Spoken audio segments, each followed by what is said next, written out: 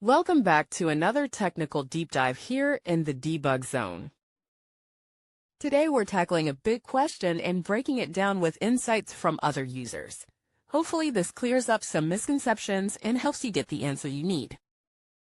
So buckle up, stay a little curious, and let's jump right in.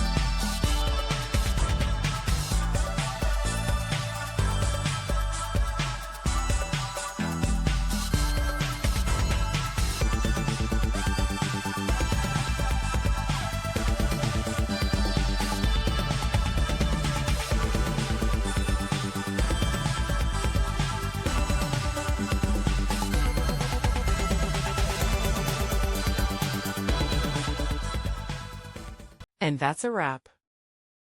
I hope you found the answer you were looking for. If you did, take a second to hit that subscribe button. It really helps out. And let me know in the comments which solution worked best for you. See you next time in the debug zone.